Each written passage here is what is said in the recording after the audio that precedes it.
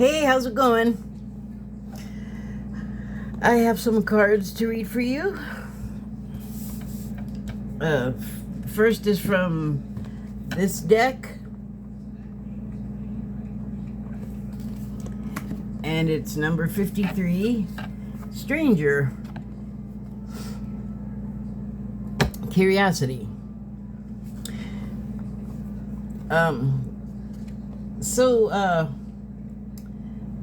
This card has some interesting things going on.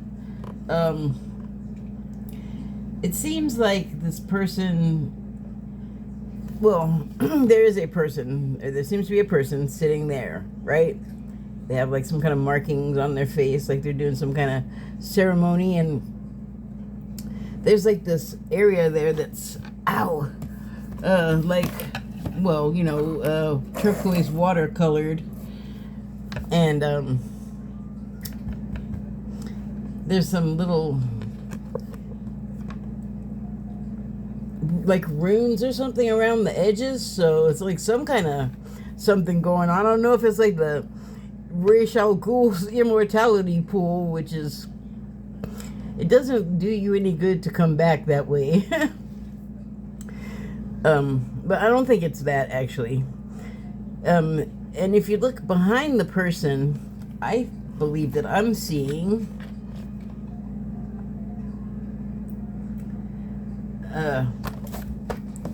whoa, maybe yet even another person from like far back in their ancestry, and they don't look quite human. They might be wearing a mask or something. And they seem to have, I don't know, like a kind of immaterial appearance. Like they're kind of just a suggestion of that person from the past, but they could be an ancestor or guide informing this like priest person, I guess, while they're doing their ritual. And so there's this, like, I'm not sure how to call that, the starbursts with trails kind of a thing, and that seems to be coming from this gentleman's hand. Pretty sure it's a man right there. Like they're doing something with their hands. I can't quite figure out what it is, but then there's also like in front of him sort of a form, like another form, and it's like these are kind of going through it or coming out of its chest, like, because there's like another little head and there's legs, and in the area where there's supposed to be arms, there's at least one suggestion of an arm. So it's almost like they're projecting this second form to go like into the pool and like look around, see what's going on down there. Like this guy has some curiosity about it. Like they know something's happening, but maybe they're sensing that there's something more than they are aware of or that they would know about going on down there. So they have to, it's like a drone in a way, if you think of it like that, that this form that's almost looks like it's just like kind of popping out of this guy's body. So take that. I'm going to now read from the book, the guidebook that comes with that deck. Stranger, the other, moving past fear of differences, curiosity and acceptance.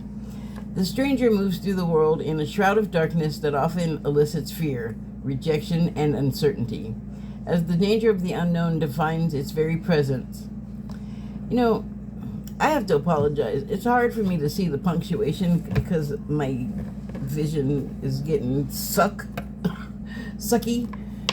So I apologize for that. It just sounds so, like the cadence is all wrong and it's driving me crazy. So that's what's happening. Anyway, yes, there is a veil of separation between you. Maybe I should start over. I'll just do that one because it's just the first. Yeah. The stranger moves through the world in a shroud of darkness that often elicits fear, rejection, and uncertainty, as the danger of the unknown defines its very presence. Yes, there is a veil of separation between you. Look closer and summon the courage to remain open to what you might find. You may be conditioned to look only for what mirrors what is safe and known to you, refusing to entertain any concept of other beyond something to fear. In order to broaden your world and experience of it, you must refute the illusion that sameness is the only way. Boy, howdy for sure. Nothing you expect externally matches up with the other. And you're challenged by your experience, your own experience. But don't miss the opportunity for learning. Something extraordinary is being offered to you now if you remain curious and reachable. Allow the newness to envelop you as you explore the possibilities. This is a departure from your expectations, but the stranger has come to invite you to dance to a new music, a new tempo, a new sensation that will add more dimension to you and what you create as a result. Now is the time to leave room for other points of view, other ways of seeing with humility and grace. This is a defining moment. Take the risk. Life is like a precious diamond with many facets, not just one. Well, that sounds like nothing more than navigating through this world where everyone's fighting about somebody else's identity or activities as if it's any of their business, without being the stranger about it. And they have like these programs that we're just, some of us are conditioned to believe. I'm not sure like what it is that tips one person over from being like kind of undecided, and believing like one side or the other about things, like, the right or the left in this situation, I guess I'm talking about. And you just never know. Like it could be like some tiny thing that seemingly is unimportant, but you could say the same thing to two people and they'll come away thinking you said two different things and feeling two different ways about what you just said, when maybe you were just going for neutral. So kind of like my pareidolia, we add a lot of our own shading to things.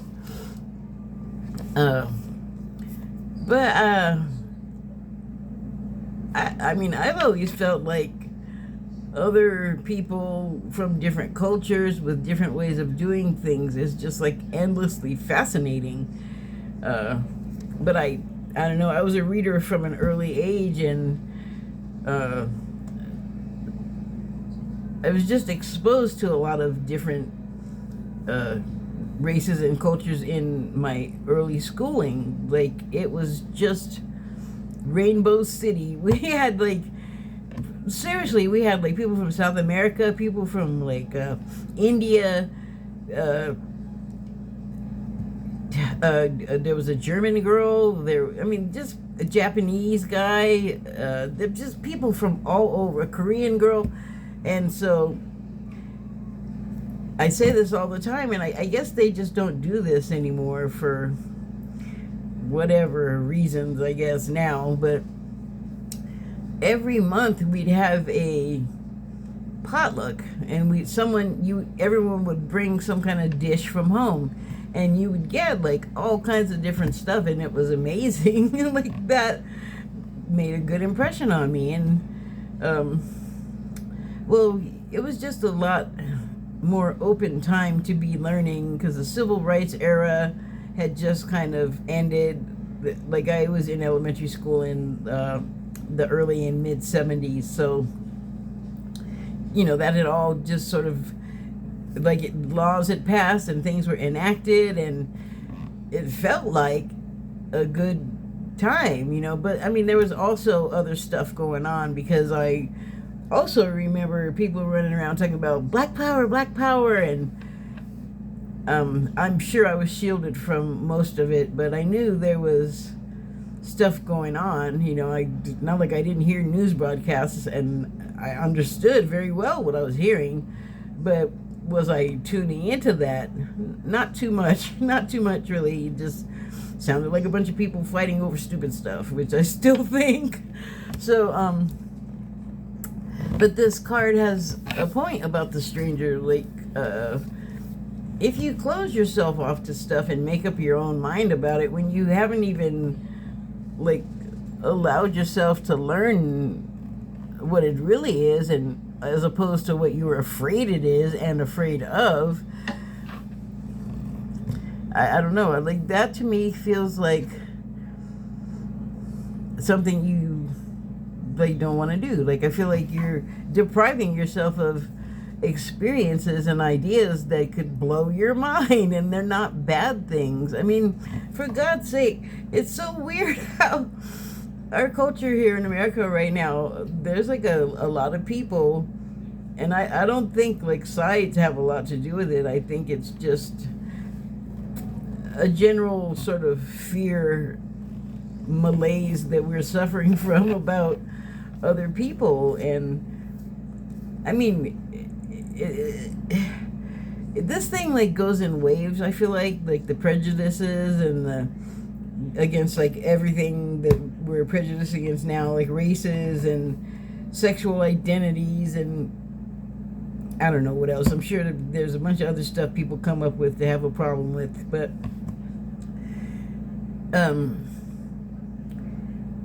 I just feel like, back in the old days of mine, there was a better atmosphere about, being open to learning stuff about other cultures. Like, we are so dumb appearing to other cultures, and it's not just appearance. We are dumb. What they teach us is the bare minimum about other places, and I knew that I wasn't getting all of the information because I knew all of these people from all of these other places that would tell me, like the old people would tell us stories, and you could, like, people talked with us kids about stuff because it was important to a lot of adults then that we understood, like, it was good to know about each other's different things and good to be friends. But I'm thinking of people like children of Europeans and stuff, where they're used to other people because they're an older country, and I don't know, we're so easily led, because I feel like for all of the things that you will see our politicians and news remoras hanging around, little parasites, and other adjacent news agencies and talkers and channels, like, there's a lot of people talking about the politics and stuff, but we are arguing about dumb stuff, and it's like people are in there, like, I swear, I feel like there's a bunch of plants, and they're in there just making diversions and making it hard to get work done. And what I'm noticing that I wish was addressed, and it doesn't seem like the people in charge are noticing that they should be noticing, is that the things that are being attacked are all designed to totally, like, disassemble the smooth running of this nation.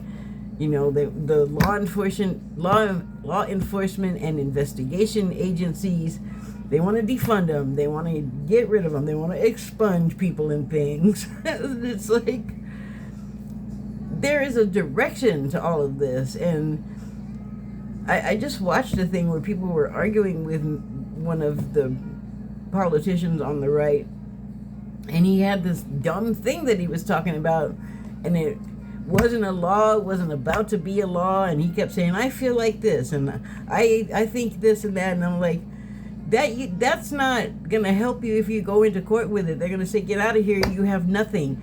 So I'm wondering, like, why are you arguing with them? Don't you see the bigger picture where institutions are under attack by our own people? And you can, if you listen to what I just said and then go look at what I'm saying, you'll see that a lot of our institutions are under attack. And I said in 2015, when a bunch of conservatives were following me for some reason, because I was bagging on the Democrats, I said that Putin was so shrewd, he knows just exactly what open sores we have to pick on to send us chasing our tails, like getting our racism all inflamed. And that brings me back to the coming in waves part of it, because it was terrible leading up to the civil rights era, right? But there were like bumps and waves where it was a little better here and there, but it was pretty bad for, I'm just going to talk about black people. And then the civil rights era happened, and it was still bad during that part too. It was brutal and cruel, but stuff got passed and enacted very reluctantly, and in a lot of places, as soon as they could like wiggle and squirm out of it, they did. So it's been a long time leading up to this that, you know, we had our own people here that didn't want those things to happen, didn't want them to go through, didn't want a lot of things for black people and women. And it's still happening now with whatever of the LGBTQ. You pick it, they're going to attack somebody in there. Or dreamers, which is a whole nother avenue of just, that ain't right. Blaming these people for being brought here, and then they've done everything right their whole lives, and they're still trying to do everything right. And, you know, every time they meet some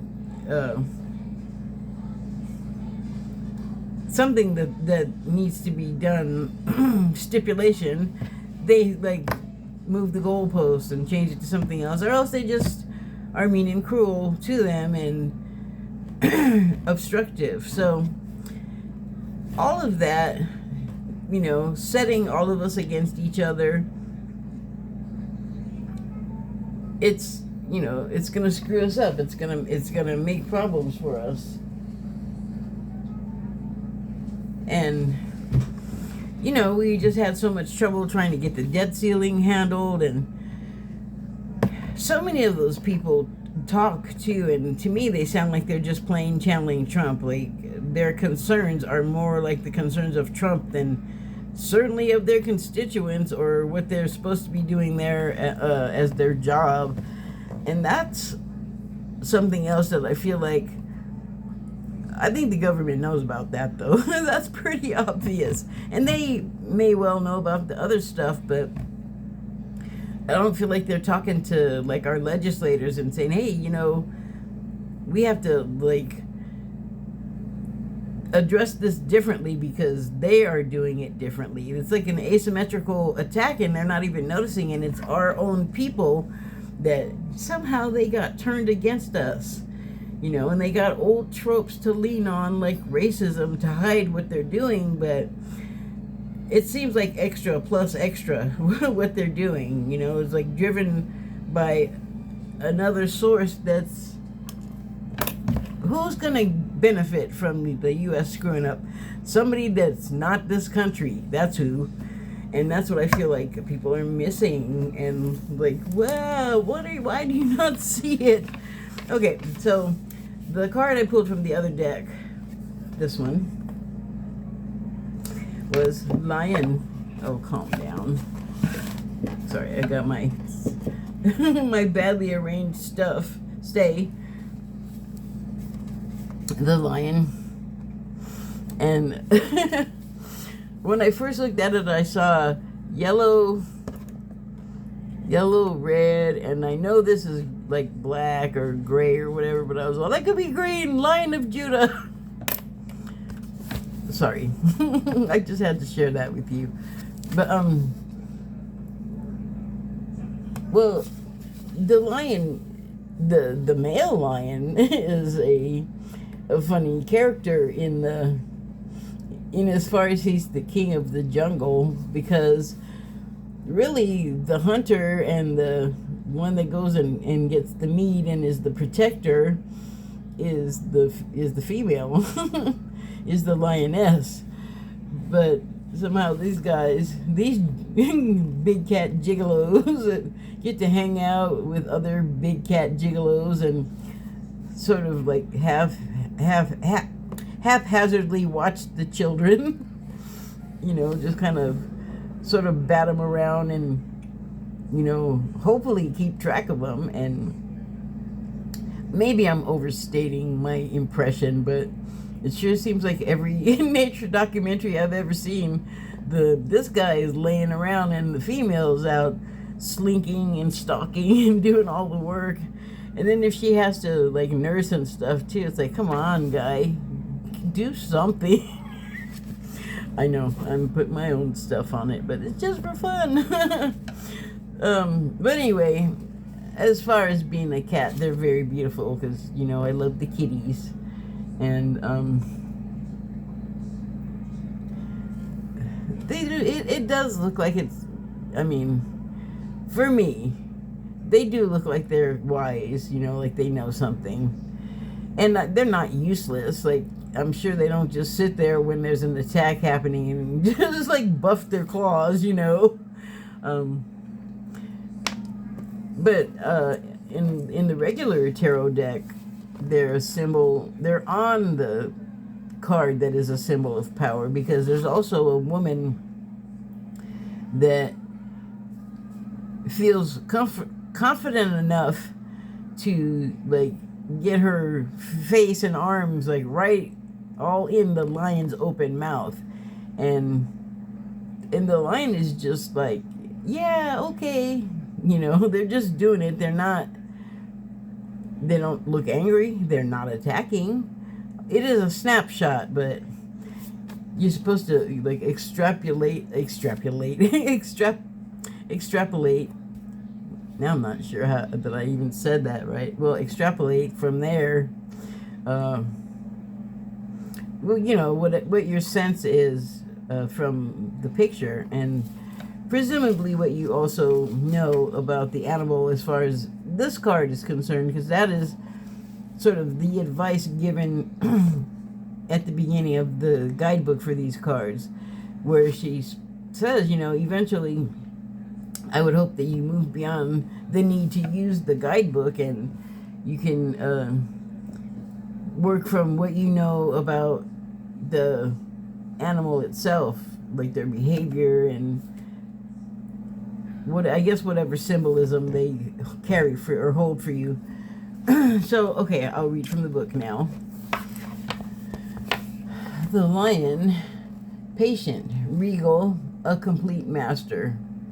The lion is a master of the fire element and the living mascot of self-transformation. A lion personality dedicates their life to personal and spiritual growth. This dedication inspires some and intimidates others. Therefore, the lion is respected by all, but intimately known by few. Some mistake the lion as hard to access or aloof, yet those with a keener eye know better. Lions are observant, stealth, and precise in their words and actions. They do not waste energy or resources. This card reminds us that self-mastery is available to all, no matter where our quest begins.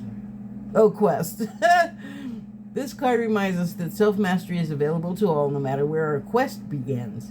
When in balance, the epitome of peace and strength.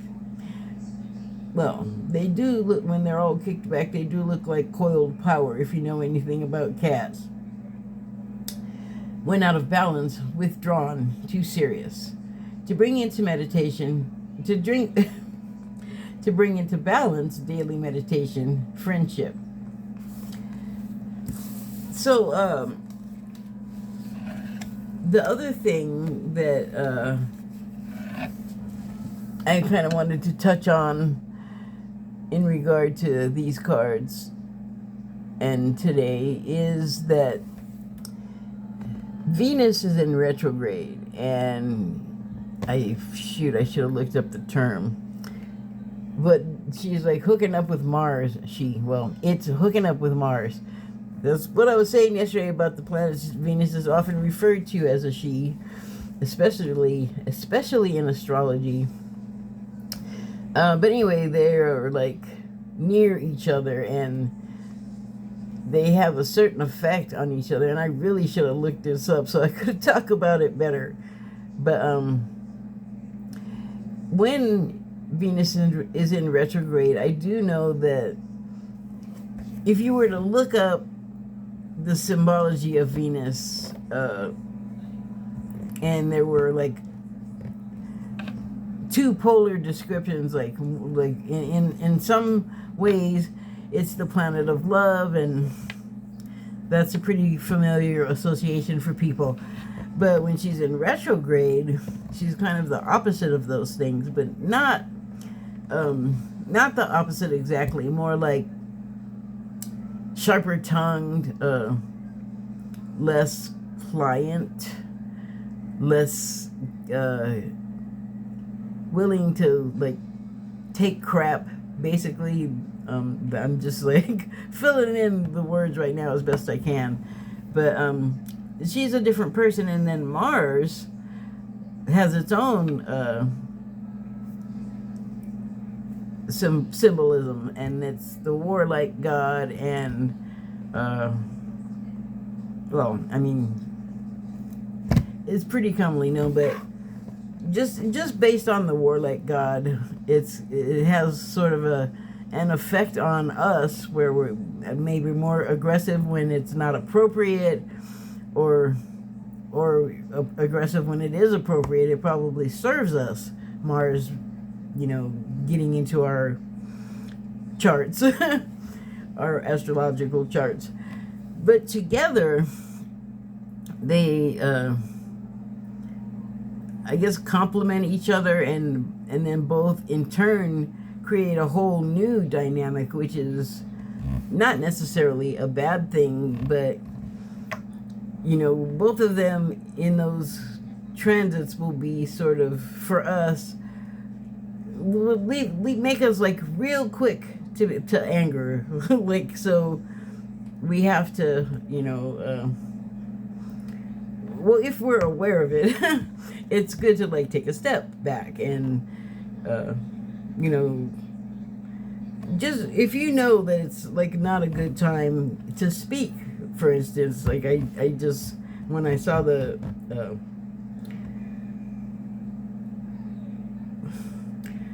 reading on this with Venus and Mars, so hold on.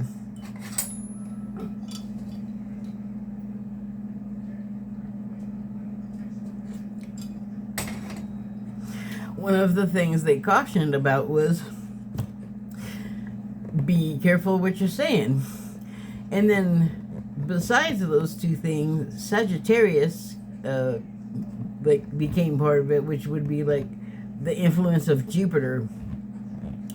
And so there you just have your kind of regular Sagittarius things where it's like upbeat and it's happy and it's basically a good thing when Sagittarius comes into the transit. But you can also like sort of lose sight of like what's going on around you, and you could easily do something wrong and inadvertently hurt someone somehow, like say something or maybe even cause something to happen to them, but inadvertently. So that's something also to be aware of. And I didn't know these things, and I still wrote something today that it was it's a continuation on my WordPress of what I've been doing kind of all along. So I don't know that it would be the most pleasurable reading for someone, but it might be very informative. I mean, about me, certainly, but I put it there less for it to be about being about me, but the process that I was talking about. So the reason why I went ahead and did it, knowing that I should use caution, like in this period, is because I had the thought of, I started writing it over a week ago, and I started to enter it a bunch of times, and then I stopped myself or something stopped me, and that's always an indication to me that you are not ready to put that out yet. And so oddly enough, today I was. So there's a piece on WordPress. I'm not going to link it here because it doesn't really have to do, well, I mean, I guess it kind of does have to do with this stuff, but it's like a personal thing. So if you want to look at it, the address is in my information box below this here video. So my final thought is, in this period, I think it would probably be a good idea to embody both of these qualities of like regal stature and sort of patience, learning to take a moment and like play the long game with whatever you are planning. Maybe if you have the forethought to plan and stop yourself from leaping before you look, so to speak, but also keeping in the state of mind of curiosity and accepting something new and different, because my goodness, isn't it time anyway? Like after that whole COVID thing, and now you know, there's a lot of other things going on that have taken our attention, but I feel like it's been a lot of draining stuff, and it's just like a reminder that taking action doesn't necessarily mean that you have to go and do some activity. You can accomplish a lot and go far just staying in place, you know, because you have, of course, meditation, but then you also have acting in your life. So, yeah. Thank you and good night.